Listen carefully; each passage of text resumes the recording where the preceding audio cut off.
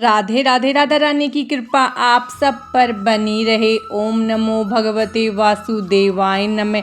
आज हम माघ मास का 11वां अध्याय सुनेंगे। तो चलिए हम अपना अध्याय शुरू करते हैं। विकुंडल कहने लगा कि तुम्हारे वचनों से मेरा चित्त अति प्रसन्न हुआ है, क्योंकि सज्जनों के वचन सदैव गंगा जल के सदृश पापों का नाश करने वाले होते हैं।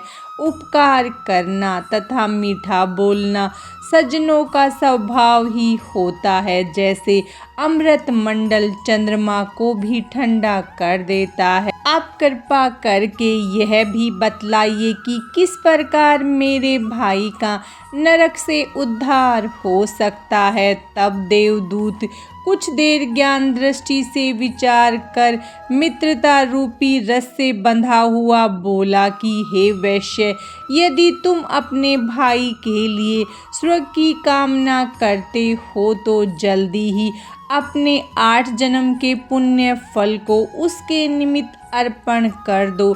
अब विकुंडल कहने लगा कि हे देवदूत, वह पुण्य क्या है और मैंने कौन से जन्म में और कैसे किया है, सो सब बताओ, फिर मैं अपना पुण्य अपने भाई को दूंगा।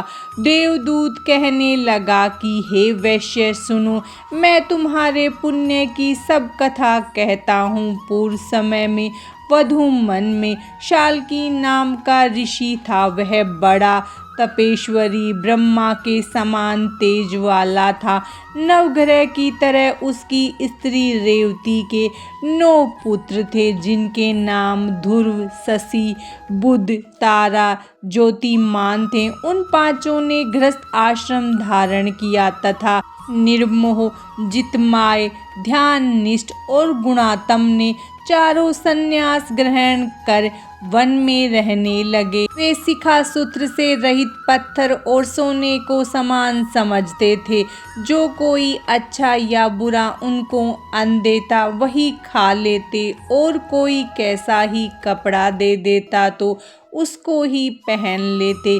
सदैव ब्रह्मा के ही ध्यान में लगे रहते। इन चारों ने व्रत, शीत, निद्रा और आहार सबको जीत लिया।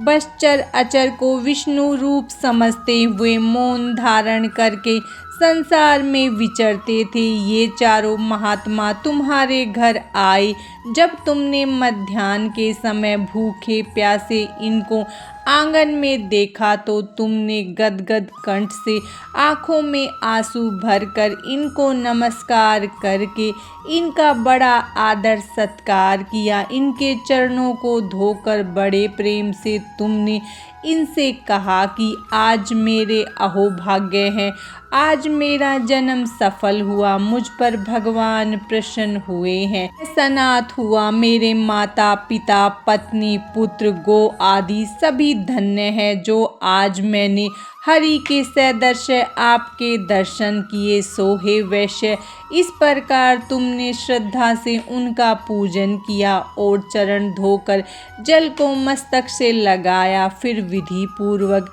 इनका पूजन करके तुमने सन्यासियों को भोजन कराया। इन सन्यासियों ने भोजन करके रात को तुम्हारे घर में विश्राम किया और ब्रह्मा के ध्यान में लीन हो गए। इन सन्यासियों के सत्कार से जो पुण्य तुमको मिला, सो मैं वह भी कहने में असमर्थ हूँ, क्योंकि सब भूतों में प्राणी श्रेष्ठ है। प्राणियों में बुद्धि वाले, बुद्धि वालों में मनुष्य, मनुष्यों में ब्राह्मण, विद्वानों में पुण्य आत्मा और पुण्य आत्माओं में ब्रह्मज्ञानी सर्वश्रेष्ठ है। ऐसी ही संगति से बड़े बड़े पाप नष्ट हो जाते हैं। यह पुण्य तुमने अपने पहले 8वें जन्म में किया था। सो यदि तुम अपने भाई को नरक से मुक्त कराना चाहते हो तो यह पुण्य दे दो। तो देवदूत के ऐसे वाक्य सुनकर उसने प्रसन्नचित्त से अपना पुण्य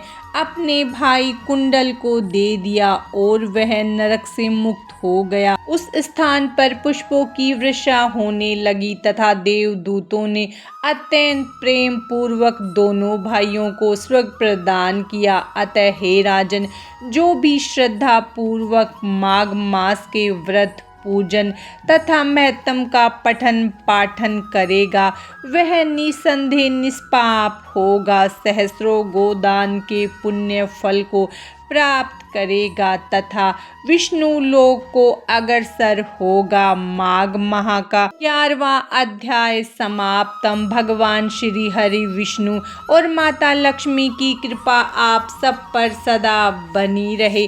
राधे राधे।